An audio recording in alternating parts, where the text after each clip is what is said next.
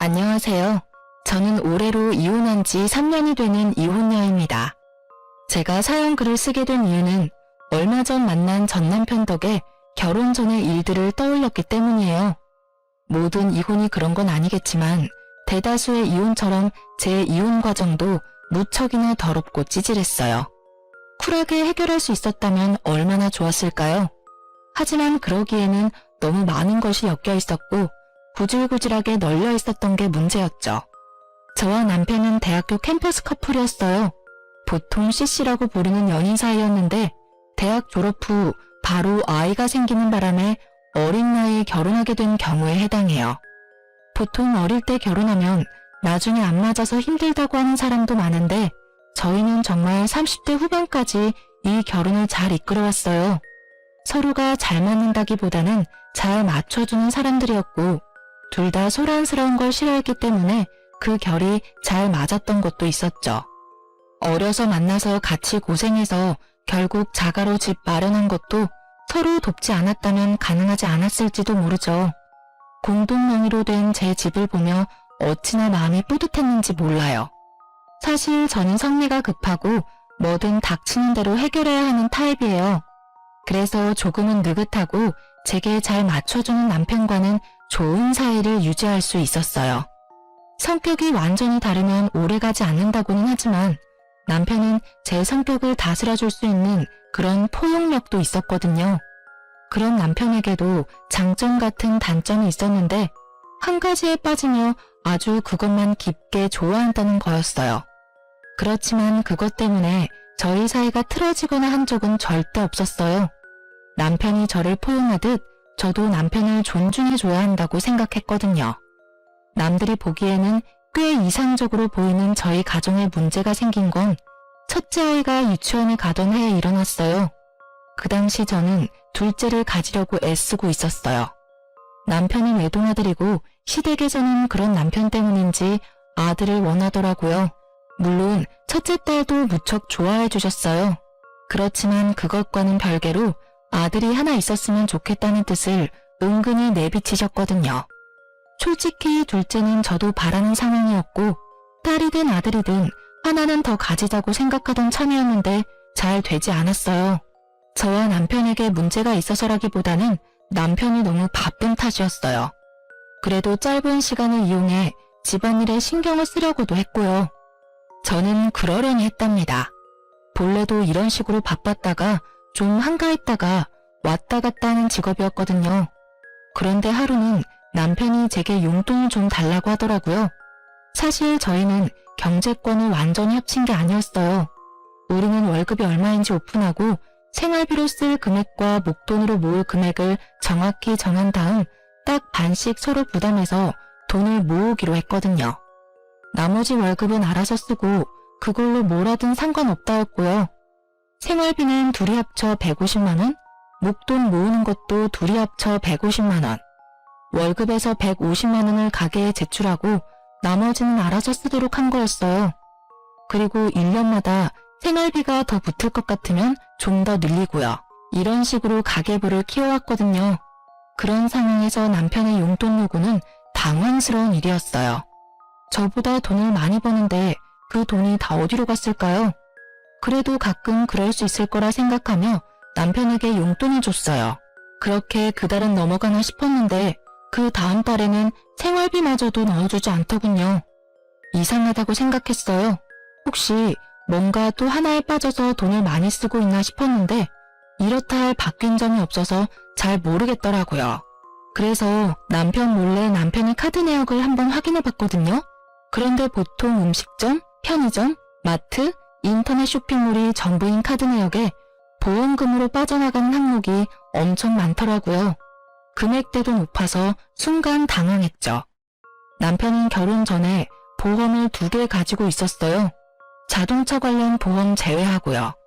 하나는 실손이고 하나는 질병진단비 나오는 보험이었는데 갑자기 듣도 보도 못한 보험이 비슷한 시기에 여러 개 가입이 되어 있더라고요. 보험을 들면 보험 서류가 있을 테니 혹시나 싶어 안방에 보험 관련 서류 넣어두는 파일을 꺼내서 살폈어요. 역시나 최근에 작성한 보험 서류들이 몇 개나 되더군요. 거기서 발견한 게 이 보험을 설계해준 설계사의 명함이었어요. 그리고 거기 적힌 번호가 무척 눈에 익더군요. 남편의 핸드폰으로 가끔 전화 오는 번호였는데 남편은 일로 만나는 사이라고 했었거든요. 그런데 보험 설계사와 보험 청구할 일도 없는데 그렇게 자주 연락할 일이 없잖아요. 그때 살짝 그런 생각이 들었어요. 남편이 이 여자한테 호구 잡힌 건 아닌가 하는 생각이요. 게다가 전화 받을 때마다 저 듣지 못하도록 옷방에서 받고 오고, 솔직히 여태껏 남편이 한눈을 판 적이 전혀 없었고 그런 기미도 없었기 때문에 저도 마음을 놓았던 건지도 모르죠. 증거도 없고 아무것도 없는 데다가 남편 카드 내역에도 모텔 같은 내역은 없었기에 저는 미리 그런 불미스러운 일이 일어나지 않도록 미리 남편에게 이야기하기로 했어요. 싹은 애초에 잘라버리는 게 좋으니까요. 저는 그날 남편을 기다렸어요. 탁자 위에는 남편 보험 가입 서류들과 보험 설계사의 명함을 탁 올려놓고요. 그날따라 일찍 돌아온 남편은 절 보더니 깜짝 놀라더라고요. 뭐해? 여기서? 당신 기다렸어. 나 좀 볼까? 많이 바쁜 일이야. 나 좀 씻고 밥도 좀 먹고 나서 들으면 안 될까? 안 돼. 이거 듣고 씻고 밥 먹어. 저는 남편을 맞은편에 앉도록 했어요. 저는 서 있었죠. 남편을 아래로 내려다보면서 고압적인 자세가 남편을 위축하게 만들었는지 아니면 이 공기가 평소와 다르다고 느꼈는지 저를 힐끔힐끔 쳐다보더니 탁자 위에 놓인 서류 더미로 눈을 옮기고는 화들짝 놀라 다시 날 쳐다보더라고요. 거기서 약간의 확신을 더 얻었죠. 내가 결혼하기 전에 절대 용서 못하는 거 이야기해줬는데 혹시 기억나? 아니, 기억 안 나는데. 나는 바람 피는 남자는 절대로 용서를 못해. 단 한 번이라도 들키면 나는 모든 관계 정리하고 남보다 더 못한 사이로 지낼 거라고 그때 이야기했어. 남편이 제 말에 대한 답을 못 찾더라고요. 그러더니 겨우 한마디 했어요. 근데 그게 지금 여기서 왜 나와? 나 바람 피운 거 없는데? 그래, 당신이 바람 피웠으면 나는 여기 있지 않았을 거야. 당신이 아직 바람을 피운 것 같지는 않으니까 여기 있는 거지. 이 보험 왜 들었는지 말해볼래? 오, 다 필요해서 가입한 거야. 일하던 사람들이 이런 거 저런 거 알려준 게 많아서 정리하고 추가하다 보니까 좀 많아졌고. 나는 당신이 보험을 몇 개를 들던 얼마를 들던 솔직히 상관없어. 그런 부분 터치하지 말자고 경제권을 완전히 합친 게 아니니까. 그런데 생활비까지 못 낼 정도면 좀 심각하지 않아? 그리고 나는 이 정도로 보험을 많이 드는 사람은 못 봤어. 한 달에 거의 100만 원 가까이 나가는 것 같은데 당연히 몇 개는 해지해야 하는 거 아닐까? 가입한 지 얼마 안 돼서 가입 기간을 좀 유지해줘야 하는데. 보험 설계사랑 엄청 자주 연락하더라. 연락처 저장 안 하면 내가 모를 줄 알았어? 전화번호 뒷자리 이미 외워뒀는데 명함에 있는 전화랑 똑같더라고. 가입이 다 끝났는데 왜 연락을 유지해? 둘이 무슨 사이야? 혹시 썸 타니? 그런 거 아니야. 그냥 궁금한 게 있어서 연락하는 거지. 자기가 생각하는 그런 거 절대로 아니야. 아니라서 다행이네. 내가 여기서 확실하게 경고하겠는데 혹시라도 당신 바람 피우려면 나랑 이혼을 각오하고 펴. 다른 여자 만날 거면 재산 반 떼어주고 애 뺏기고 온 집안에 망신당할 각오로 하라는 말이야. 알아들었어? 알아들었어. 근데 진짜로 나 그런 거 아니라니까. 왜 어림짐작으로 사람을 이렇게 몰아붙여. 아니라면 됐잖아. 그리고 그 여자랑 별 사이 아니면 당장 필요 없는 보험 해지해. 그거 끌어안고 가면서 집에 돈 축나는 꼴 나는 못 봐. 만약에 그거 해지 안 하면 당신이 바람핀다고 생각하고 그 여자 찾아갈 거야. 제가 그 여자를 찾아가겠다고 말하니 남편이 저를 쳐다보며 알겠다고 나지막이 대답하더라고요. 확인했어. 다음 달 카드 통장 내역 내가 확인할 거고 카드사에 직접 전화해서 물어볼 거야. 만약에 저 보험들 다 갖고 있으면 어떻게 되는지 알고는 있지? 아, 그러지 말고 차라리 내가 본인 앞에서 그 여자한테 전화하던지 보험사 직접 전화해서 해지해. 그럼 깔끔하겠네. 오, 지금 저녁이라서 업무가 안 되는 거 아니야? 내가 내일 알아서 정리할게. 아냐, 내가 있어야 정확하잖아. 그러면 내일 내가 점심시간에 당신 회사 앞으로 갈게. 밥 먹으러 나와. 밥 먹는 김에 처리하면 되지. 그럼 되겠지? 남편은 제 말에 반박도 하지 못하고 고개만 끄덕였어요. 그리고 그 다음날 점심시간에 저는 남편 회사로 찾아갔어요. 저와 남편 회사가 그리 멀지 않아서 가능한 일이었고 저는 오후 반차를 쓰고 나온 거라 시간이 넉넉했거든요. 그렇게 식사 자리에서 저는 남편에게 전화를 하라고 시켰어요.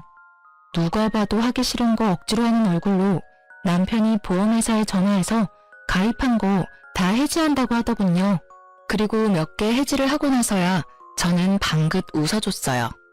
체할까봐 말 안 했는데 이제 밥 먹으라며 남편에게 식사를 권했어요. 그런데 식사가 끝나갈 무렵에 남편에게 전화가 오더라고요. 남편이 황급히 전화를 끄는 걸 보니 그 여자인 것 같더라고요. 저는 남편에게 손을 내밀었어요. 핸드폰 줘. 왜? 전화 안 받아도 돼. 받으면 왜 해지했냐 다시 넣으라. 그런 말만 할 거야. 내가 알아서 받을게. 아니, 그러니까 더더욱 내가 받아야지. 당신이 하기 힘드니까. 내가 해주면 더 좋잖아. 그리고 관계도 확실히 해야 하고. 그래도 남편이 핸드폰을 주려 하지 않자 저는 제 핸드폰을 꺼내서 그 여자의 번호를 찍었어요. 당신 폰으로 안 되면 내가 내 폰으로 전화할게. 결국 남편은 죽상인 얼굴을 한 채로 전화를 걸더군요. 저는 남편의 손에서 폰을 뺏었어요. 전화를 하자마자 곧 여자 목소리가 들렸어요. 오빠, 갑자기 보험을 해지하는 게 어딨어. 오빠 해지해서 지금 내가 얼마나 곤란한지 알아? 오빠라는 단어가 참 열받게 들리긴 처음이었어요. 누군데 남의 남편에게 오빠라는 단어를 쓰는지. 오빠 아니고요. 그 오빠 안 사람이에요. 남편 보험금이 너무 많이 나와서 제가 해지시켰어요. 그러니까 앞으로 보험 가입 권유하지 마세요. 누구시라고요? 와이프요. 그쪽이 오빠라고 부르는 사람 와이프. 그리고 두 분이 얼마나 친밀한 관계인지는 모르겠지만 연락은 적당히 해주세요. 제 말에 상대방 여성은 아무 말도 안 하고 가만히 있더군요. 할 말을 못하는 건지 할 말이 많은데 안 하는 건지. 알 수 없었지만 저는 제 할 말만 했어요. 그럼 알아들으신 걸로 알고 전화 끊을게요. 그리고 남편 보험 계속 정기적으로 확인할 거니까 보험 가입 권유 절대 하지 마세요. 한 번 더 확인 사살한 저는 전화를 끊었어요. 남편 얼굴은 안절부절 똥 마려운 개처럼 보였어요. 둘이 짧은 시간 동안 오빠 동생 하는 사이 됐네? 그래도 남의 남편을 오빠라고 막 부르는 건 좀 아니지 않아? 처음부터 알던 사이면 몰라도 다른 여자한테 가볍게 오빠라고 부르라고 하지 마. 어디 가서 오해 사기 십상이니까. 그렇게 남편에게 확인시켜두고 저는 집에 돌아왔어요. 돌아오는 길에 확신이 들었어요. 그 여자가 제 전화에 침묵한 이유부터 시작해서 남편의 그 똥마려운 표정까지. 분명히 둘 사이에 어떤 감정적인 교류가 있기는 한 것 같았어요. 그러지 않고서야 아무런 사이도 아닌데 저의 불쾌한 전화를 그렇게 조용히 넘어가진 않았겠죠. 그런데 아예 말을 안 하는 걸 보니 자기가 말을 잘못 꺼냈다가 뭔가 뽀록 내면 안 될 것 같아서 그런 선택을 한 것 같더라고요. 제가 봤을 때는 그 여자와 썸을 타고 있었거나 아주 극초반이었겠죠. 솔직히 화가 너무너무 났지만 그래도 이 정도 선에서 제가 알아채고 끊을 수 있어서 다행이라고 생각했어요. 그렇지만 내심 찝찝한 마음은 가라앉지를 않더라고요. 점점 더 남편을 의심하게 되고 일거수일투족을 감시하게 됐어요. 그렇게 정기적으로 남편의 카드 내역을 검사했고 남편은 그럴 때마다 죄인이 된 것처럼 제게 카드 내역을 보여주고 검사받았어요. 그렇게 몇 달이 지나고 그 보험 사건이 잠잠해질 때쯤 저는 습관처럼 남편의 카드 내역을 확인하고 있었어요. 앱에 매번 들어가 확인하기 귀찮아서 메시지를 확인하는데 별거 없더라고요. 그런데 증거는 다른 곳에서 튀어나왔어요. 바로 남편의 지갑에서요. 남편은 영수증을 지갑 안에 잘 정리하는 습관이 있는데 그날 제가 현금을 빼지 않아서 현금을 써야 할 일이 생겼거든요. 그래서 남편에게 이야기하고 남편 지갑에서 돈을 꺼내는데 잘못해서 영수증이 우르르 떨어져 버렸거든요. 결국 영수증을 정리하는데 하나 몇십만 원이 넘는 걸 산 내역이 있었어요. 그런데 메시지를 확인했을 때는 그 내역이 없었거든요. 분명히 남편이 메시지를 지운 거였다는 확신이 들었어요. 저는 그 영수증만 몰래 챙겨서 주머니에 넣었어요. 남편에게는 아무 말 없이 지갑도 돌려놨죠. 남편도 제가 지갑은 검사 안 하니까 거기다가 아무 생각 없이 끼워 넣은 것 같더라고요. 결국 저는 그 영수증으로 남편이 무엇을 샀는지 추적하기 시작했어요. 우선 가게가 어디인지 알아보기 위해 영수증에 적힌 곳을 인터넷으로 찾아봤어요. 주얼리 샵이더군요. 그리고 전화를 해서 남편이 산 물건이 뭐였는지 확인을 부탁했죠. 제가 산 물건과 겹치면 안 된다고요. 그랬더니 알려주더라고요. 고가의 팔찌였어요. 저는 최대한 이성을 유지하기로 했어요. 조만간 저의 결혼기념일이 있으니 그때 저에게 줄 선물일지도 모르잖아요. 그렇게 일주일을 참아 결혼기념일이 되었는데 남편이 제게 선물을 주더라고요. 몇만 원짜리 티셔츠였어요. 그것도 남편과 커플티. 딱 봐도 남편 취향인 옷이었죠. 자기가 갖고 싶었던 옷을 사는 김에 제 것까지 산 것 같다는 느낌이 팍 들었죠. 저는 남편이 바람을 핀다는 걸 확신하고 남편과 상간녀의 증거 사진을 확보하기로 했어요. 생각보다 어렵지는 않았어요. 주말에 일을 간다고 해놓고 나와서는 남편 뒤를 따라다니며 사진을 찍었거든요. 그리고 남편과 모텔에 들어가는 여자의 사진을 건졌어요. 여자는 투피스 정장에 화장도 헤어도 완벽하게 해서 누가 봐도 전문직 여성처럼 보이더군요. 그 여자가 누구인지는 몰랐지만 저는 분노로 몸이 바들바들 떨리는 걸 느꼈죠.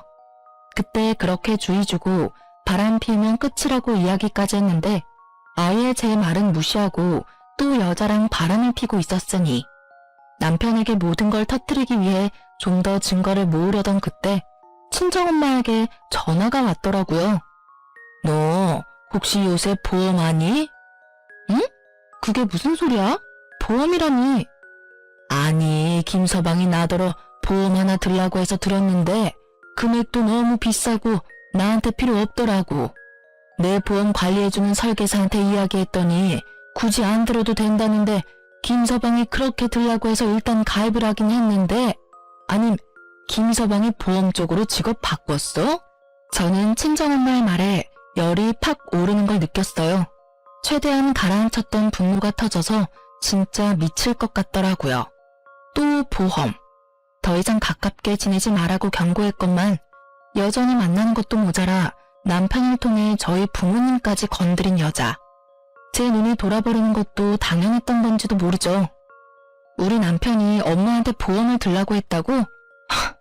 보험금 엄마가 내는 거야? 아니, 3개월까지는 자기가 내주겠다는데 이거 진짜 가입해도 되는 거 맞아? 너 목소리 들어보니까 가입하면 안 됐던 거 아니니? 저는 남편의 서랍에서 보았던 수두룩한 보험 가입 서류를 떠올리며 엄마에게 물었어요. 혹시 아빠도 들었어? 그래, 너희 아빠한테도 하나 들어달라고 사정을 해서 그러고선 너한테는 당분간 이야기하지 말라지 않니? 선물이라면서 자기가 내주겠다는데 거절하기도 그렇고. 솔직히 남의 보험 들어주면서 자기 이득 볼 게 뭐 있어? 그런 생각하니까 우리 생각해서 들어줬나 싶기도 한데 그거 아니지? 아, 일단 정리 다 되면 말해줄게요. 지금은 그냥 있어봐요. 저는 친정엄마의 말을 듣고서야 남편이 그 상간녀를 위해서 보험들 사람을 모집하고 있다는 걸 알게 됐어요. 그 여자는 돈 벌고 남편은 그 여자랑 만나서 즐기고 자기 보험은 해지당하니까 주변 사람들을 끌어들이는 꼴이 아주 꼴불견이다 못해 정신나간 놈처럼 보였어요. 저는 증거고 뭐고 지금 당장 열받아서 상간녀에게 전화했어요. 다행히도 그 상간녀의 명함을 가지고 있었거든요. 당장 나오라는 제 말에 지금 당장은 안 된다며 바쁘다는 이유로 도망치려고 하더라고요. 제가 직접 회사로 찾아가겠다니 결국 나오겠다더군요. 그렇게 상간녀를 마주쳤어요. 무슨 일로 보자고 하셨는지는 모르겠지만 저는 이제 그쪽 남편하고 관련 없어요. 관련이 없어요? 저는 당신이 우리 남편 만나고 있다고 확신하는데. 아니라니까요. 왜 제가 고객을 만나요? 제가 보는 고객이 얼마나 많은데. 그분은 그 중에 한 분이세요. 제발 저한테 그런 억측으로 몰아붙이지 마세요. 그래요? 그럼 얼마 전에 60대 노부부 보험 들어준 거 있죠? 우리 남편 통해서. 그거 해지 좀 해주실 수 있나요? 저희 부모님은 그거 필요 없거든요. 보험 해지는 제가 임의대로 못하죠. 그건 당사자가 하는 거예요. 그리고 그건 따님이라도 강제하실 수 없어요. 필요하니까 들었겠죠. 여하튼 저는 이렇게 개인적으로 만나서 당신하고 할 이야기 같은 거 없는 사람이에요. 앞으로는 이렇게 부르지 마세요. 상간녀는 제가 아무런 증거를 가지고 있지 않다고 생각했나 봐요. 그런데 어쩌나요? 저는 상간녀의 손목에 걸린 남편의 선물이 눈에 들어왔거든요. 팔찌가 참 예쁘네요. 얼마 전에 제 남편이 산 거랑 똑같은 모델이에요. 신기하네요. 그걸 샀다는 영수증은 있는데 저한테 주지는 않더라고요. 아무래도 다른 데 간 모양인데 어디로 갔는지 확실하게 알겠네요. 제가 그 말을 하자 상간녀가 일어나다가 멈칫하더라고요. 그런 불순한 사이가 아니라는 말 잘 들었네요. 그런데 아시죠? 거짓말 하시면 앞으로 있을 소송에 크게 불이익을 받으실 수 있어요. 제 말에 상간녀 얼굴이 흔들리는가 싶더니 더 당당한 표정으로 말하더라고요. 그런 거 아니라니까 참 이상하시네. 그리고 이 팔찌도 흔한 거예요. 제 남편이 사준 거고요. 그 팔찌는 남편분한테 여쭤보는 게 더 빠르지 않을까요? 그렇게 말하고는 빠르게 카페를 빠져나가더라고요. 제가 손에 뭘 쥐고 있는지도 모르고. 아주 이 순간만 모면해 보려고 무리수를 쓰는 모습을 보니 괘씸하더라고요. 당장 죄송하다고 절대 그런 짓 이제 안 하겠다고 해도 내가 용서해 줄까 말까인데. 저는 증거를 들고 집에 갔어요. 이미 남편이 먼저 집에 도착해 있더군요. 그리고 얼굴이 굳어 있었어요. 분명히 상간녀가 남편에게 언지를 줬던 모양이에요. 그 얼굴 보니까 그 여자가 당신한테 전화했나 봐. 참 빠르다. 그렇지? 제 말에 남편은 바로 무릎을 꿇더라고요. 미안하다라는 말을 할 줄 알았어요. 그리고 그 생각이 맞았죠. 그런데 그 뒷말은 제 생각과는 무척이나 달랐어요. 미안해 여보. 하지만 내가 그 여자를 너무 사랑해. 당신이 나랑 이혼해주면 안 될까? 내가 다 정리하고 다 자기 원하는 대로 해줄게. 그러니까 그 여자랑 나랑 이루어지게만 해줘. 이게 무슨 개소리인지. 저는 무심코 뒤통수를 한 대 맞은 기분이었어요. 아니, 자다가 남의 다리 긁는 기분이었죠. 미안하다는 말 뒤에는 응당 절대 그러지 않겠다가 나와야 하는 거 아닌가요? 그런데 그 여자를 사랑하니 헤어지게 해달라니. 야, 이 새끼야. 네가 지금 그걸 말이라고? 너 양심은 어디다 팔아먹었어? 우와, 살다 살다 내가 별꼴을 다 보네. 뭐? 그 여자 사랑하니까 헤어져 달라고? 네가 지금 나한테 그런 말 할 수 있는 자격이 있다고 생각해, 미친놈아? 그래서 미안하다고 했잖아. 제발. 나 그 여자 없으면 안 돼. 그 여자 만나고 온 거 다 알아. 그 팔찌도 당신한테 사주고 헤어질게. 뭐든 당신이 해달라고 하는 대로 다 해줄 테니까 이혼해줘, 제발. 남편의 그 단점이 하나에 빠지면 아주 끝을 보는 그 성격이 여기서 빛을 발할 줄이야. 저는 정말 몰랐어요. 살면서 남편의 여자가 저 하나뿐일 거라고 생각한 건 아니에요. 하지만 법적으로 결혼을 했으면 당연히 서로에게 충실해야 하는 법이잖아요. 감정을 억눌러서라도 상대방을 위해야 한다고 생각했는데 남편은 그게 아니었던 거예요. 저를 설득해서라도 그 여자한테 가고 싶은 거였죠. 저는 하고 싶은 말이 많았지만 참았어요. 그 여자가 유부녀고 애가 있다는 사실도 말하지 않았어요. 이혼하고 싶다고? 제발? 진짜 이제는 정말 지친다. 네가 나한테 사과와 용서를 빌 걸 예상했지. 이런 걸 예상한 건 아닌데. 그래, 이혼해주면 넌 어떻게 할 건데? 그 여자랑 결혼할 거야? 난 그럴 마음이 들었기 때문에 당신한테 이혼해달라고 한 거야. 그러니까 당신이 나를 양보해주면 안 될까? 그리고 당신도 다른 남자 만나봐야지. 우리 대학 때 사귀어서 여태껏 다른 사람 만나본 적 없잖아. 지금 내 마음을 뛰게 만드는 사람이 나타났는데. 그만하라고. 네 연애사 듣고 싶은 마음 아니거든? 너 나랑 결혼할 때도 그런 말 하지 않았어? 애까지 딸린 유부남이야. 당신 제발 정신 좀 차리라고. 이혼을 해주면 잘 될 것 같아? 그건 네 착각이야. 그 여자가 너랑 똑같은 마음이라는 건 네 착각이라고. 제가 그렇게 말해줘도 남편은 들은 척도 하지 않더라고요. 오히려 자기 말이 맞는다며 철석같이 믿는 모습을 보니 이제는 돌리기엔 너무 늦었다는 생각이 들더라고요. 이런 미친놈을 데리고 살아봐야 내 인생만 피곤해질 거라고 생각했어요. 너 진짜로 나랑 헤어지고 후회할 생각 없지? 경고하는데 나는 이혼하면 재결합이나 번복은 안 해. 그거 알고도 네가 그렇게까지 말한다면 알았어. 내가 너랑 이혼해줄게. 너를 위해서가 아니라 나를 위해서 이혼하자.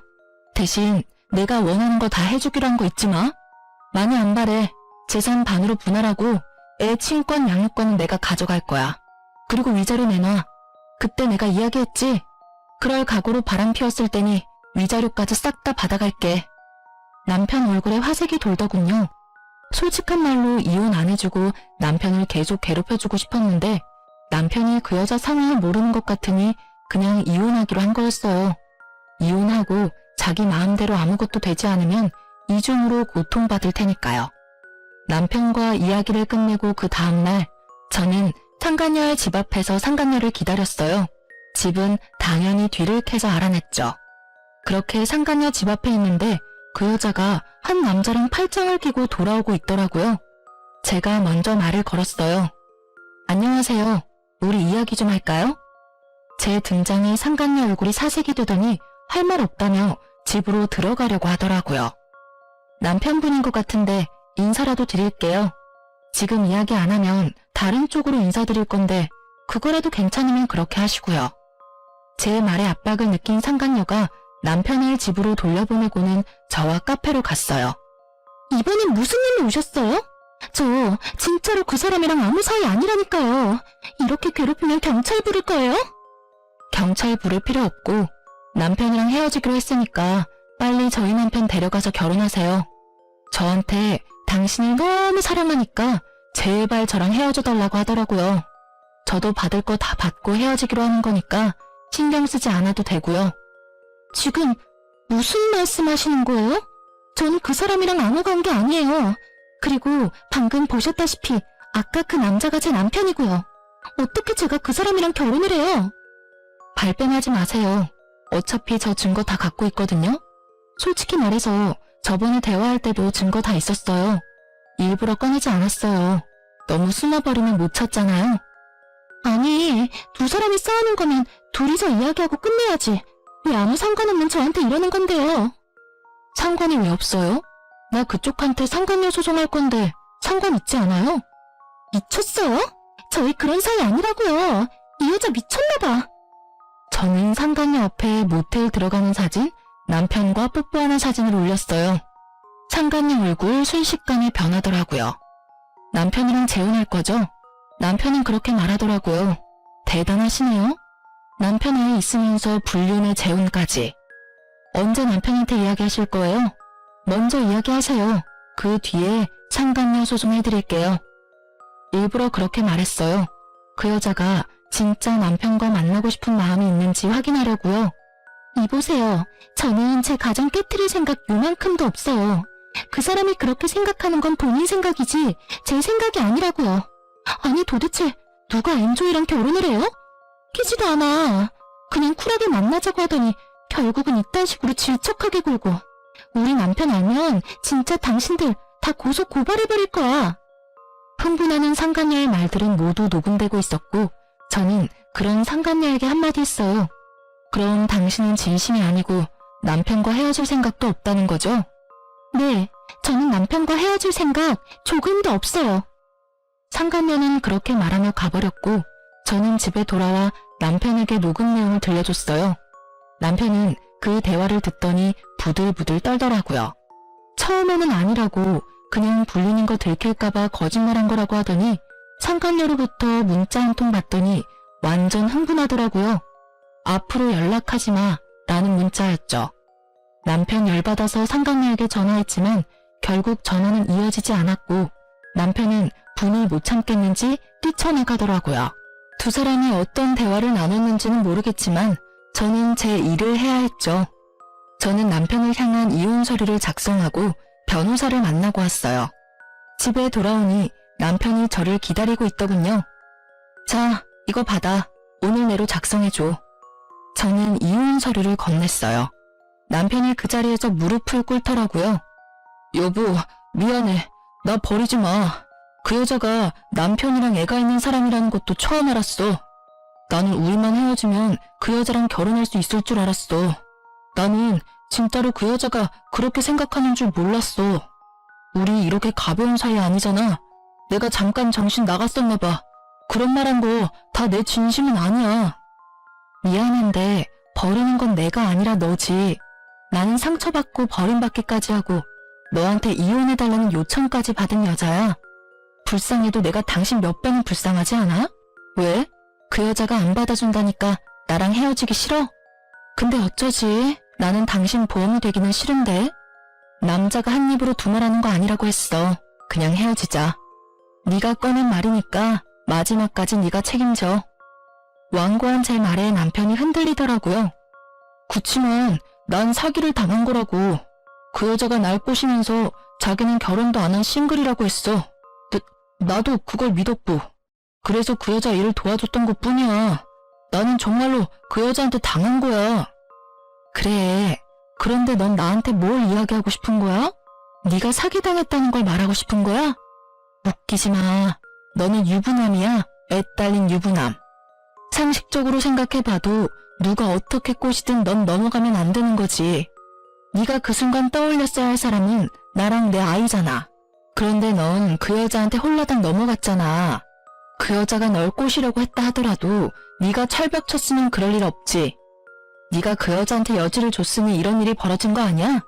그리고 처음에 내가 그 여자랑 멀리하라고 했을 때 그때라도 말 들었으면 이런 일은 없었겠지.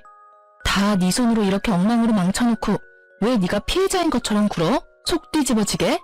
제 말에 이혼은 절대로 안 된다며 눈물을 줄줄 흘리는데 전혀 불쌍한 마음이 들지 않았어요. 하지 말라고 할 때 멈췄어야죠. 제 말에 귀 기울이지 않고 결국은 보란듯이 당한 걸 왜 남 탓을 하는 건지. 일책 배우자는 당신이고 나는 당신한테 이미 모든 믿음이 사라졌어. 그런데 왜 결혼을 유지해야 해? 이번 일로 깨달았어. 당신은 한 번 빠지면 헤어나오지 못하는 사람이라는 거. 나한테서 이미 마음 떴을 텐데 내가 왜 널 만나? 그냥 이렇게 깔끔하게 헤어지자. 당신이 하고 싶다는 것처럼. 그때 말했던 것처럼 재산 분할, 양육권, 친권 다 내가 원했던 대로 해줘. 그리고 위자료도. 당신 입으로 꺼낸 말이니까 그 정도는 지켜주겠지. 그게 싫으면 소송해. 어차피 소송해도 내가 이길 거니까. 차가운 제 말투에 돌아올 수 없는 강을 건넜다는 걸 남편이 실감했는지 망연자실한 눈으로 저를 보더라고요. 그러더니 이내 벌떡 일어나더니 어디론가 가더군요. 저는 남편을 신경 쓰지 않고 남편 주변 친인척들에게 전화부터 했어요. 남편 통해서 보험 든 거 있으면 해지하시라고. 필요한 거면 갖고 있어도 되는데 불필요한 건 해지하셔도 된다고 했어요.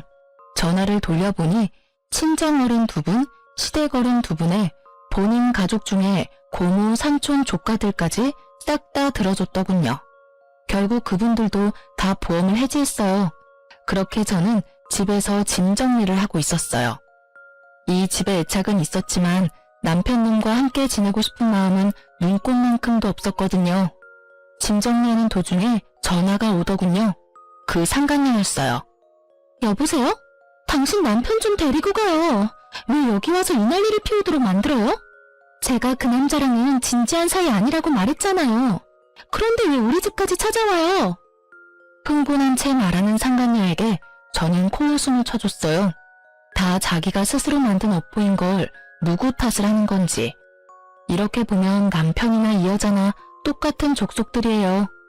저는 모르는 일이에요. 이미 저랑 이혼 서류 작성했고요.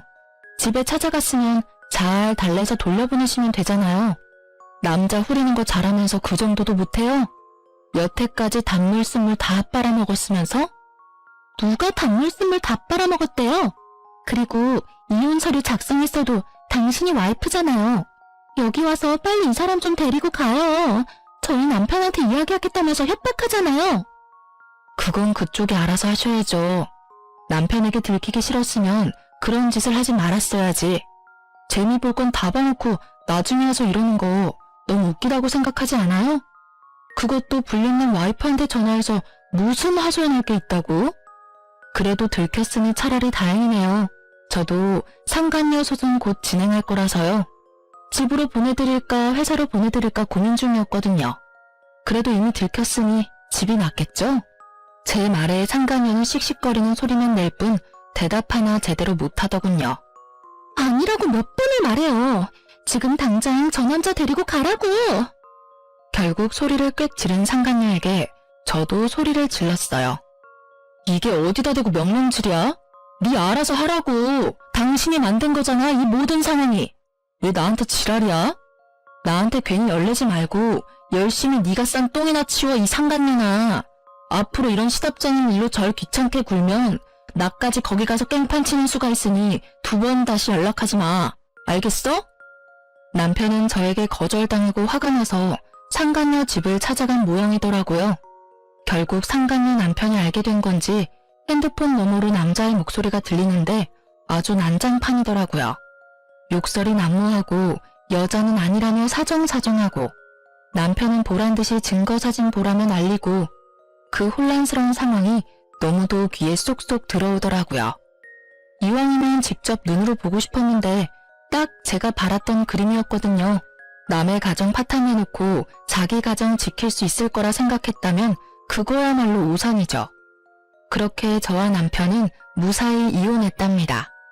남편은 저와 이혼하면서 그렇게 울었어요. 왜 우는지 모르겠더라고요. 지가 이혼하자 해놓고 피해자인 척 다하는 그 모습이 아주 불쾌하게 느껴질 정도였죠. 그렇게 저는 받은 돈으로 아이와 살 집을 구하고 이래저래 바쁘게 살았어요. 남편 생각은 전혀 나지 않을 정도로요. 둘이 잘 살기라도 했으면 열받아서 더 생각났겠지만 아예 파투난 걸 봐버리니 그냥 보고 싶지 않은 생각만 들었죠. 그러다 얼마 전 우연찮게 전 남편을 만났어요. 별거 아닌 일이었고 아이와 관련된 일 때문이라 만났어요. 못 보던 사이에 몸집이 2배가 됐더라고요. 살이 엄청 쪄있길래 이유를 물으니 스트레스로 인한 폭식 때문에 살이 좀 쪘다고 하더라고요. 그래서 요즘은 어떻게 지내? 새로운 사람은 만나고 다녀? 새로운 사람? 이 꼴로? 나 그 여자한테 당한 이후로 여자는 안 믿어. 특히나 직업적인 걸 핑계로 다가오는 사람은 다 못 믿어. 그 여자랑 결혼했을 줄 알았는데 결국은 당신도 혼자 됐네. 그 여자는 이혼당했다는 이야기 들었어. 뭐 서로 이혼한 처지끼리 만날 수도 있잖아. 잘해봐. 죽고 못 사는 사이였는데. 그 여자가 나한테 한 짓을 생각하면 진짜 신고해도 모자랄 정도지만 나도 내가 나쁜 짓을 했다는 걸 알고 있으니까 참는 거야. 그 여자 얼마 전에 나한테 찾아와서 뭐라고 했는지 알아? 내가 자기 인생 엉망으로 만들었으니까 책임지라면서 왔더라. 보험 해지되어서 급여 환수 당한 것도 모자라서 이혼까지 당해서 완전 빈털털이 됐더라고. 남편한테 위자료 지급해야 하는 것도 있고 너한테 위자료 지급해야 하는 것까진 있는데 결국 돈은 못 버니 나한테 온 거지. 진짜 끝까지 파렴치하고 정신 나간 여자야. 어떻게 나한테 올 수가 있어? 나한테 어떤 짓을 했는데. 그래도 너 엄청 빠졌었잖아. 이혼해달라고 나한테 부탁할 정도로. 내가 미쳤던 거지. 그 여자가 뭐가 좋다고 그런 짓을 했는지. 당신하고 이혼한 게 내 인생에 가장 미친 짓이었다고 지금도 생각해. 그 여자만 아니었으면 평범하게 행복하게 살았을 텐데. 나한테 와서 책임지라고 난리쳤을 때 진짜 한 대 안 때린 내가 대단하다 싶을 정도야. 너는 절대 안 받아준다고 그 위자료들 갚고 싶으면 혼자서 갚으라고 말하고 내쫓아버렸어. 그 뒤로도 전화 오고 찾아오고 하더니 내가 스토커로 신고하겠다고 하니까 결국 안 오더라고. 전 남편 이야기 듣고 있으니 사랑하던 사이가 돌아서면 남보다 못하다는 말이 딱 떠오르더라고요. 그렇게 좋아서 둘이 붙어먹고는 나란히 나락으로 떨어진 꼴을 보고 나니 그날 저녁밥이 어찌나 맛있던지. 게다가 남편 말로는 저랑 이혼하고 나서 친척분들한테 욕을 엄청 얻어먹었다고 해요. 멀쩡한 조강지쳐 놔두고 바람 피워놓고는 결국 보험 사기꾼한테 휘둘렸다고요. 전 남편은 한바탕 푸념을 털어놓고는 아이 한 번 안아주고 나갔어요. 바람 한 번 정도는 용서해줘도 되지 않았냐고 제게 이야기하는 사람도 있었어요. 다들 그렇게 참고 산다고요. 애 때문에 돈 때문에 탄간이랑 잘 사는 꼴 보기 싫어서 그렇게 헤어지지 않고 산다고 하는데 저는 제가 싫다는 사람과 함께 사는 게 그 무엇보다 싫었어요. 엄밀히 따지면 제가 싫다고 한 거 아니었어요. 그 여자가 좋다고 한 거였지. 그런 걸 보면 저는 제가 그 사람의 첫 번째 순위가 아니라는 게 너무 자존심 상하고 열받았던 것 같아요. 만약 이 인간이 다시 나에게 돌아온들 또 어디선가 운명 같은 여자를 만나 빠지게 될 줄 모르잖아요. 한 번 일어났던 일이 두 번 일어나지 말라는 법은 없으니까요. 살다 보면 무디게 되겠지만 받은 상처는 사라지지 않고 남게 되고 그 상처를 낸 원인을 보면 또 생각나고 되뇌이고 그렇게 살 자신이 저에게는 없었어요. 그냥 눈앞에서 보이지 않아야 제 상처가 나을 것 같았어요. 그리고 이렇게 이혼하고 나니 상처가 헤집어지지 않더라고요. 가끔 생각나면 따끔거릴 뿐이지. 이혼 후의 과정이 쉽지는 않았어요. 이혼하고 몇 년쯤 지나니 사람 만나보려는 연락도 점점 많아지고 있어요. 사람을 만나고 싶지만 다시 이런 일을 겪을까봐 무서워요. 그래서 좀처럼 용기를 내지 못하고 있는 것이기도 하죠. 그래도 제 곁에서 저를 지켜주는 사람들이 있어서 저는 오늘도 충실하게 하루를 살아가고 있어요. 전 남편과의 만남으로 떠올린 제 이혼 이야기 어떻게 재미있게 들으셨나 모르겠네요. 많은 분들이 즐거운 하루를 보낼 수 있기를 바래요. 감사합니다.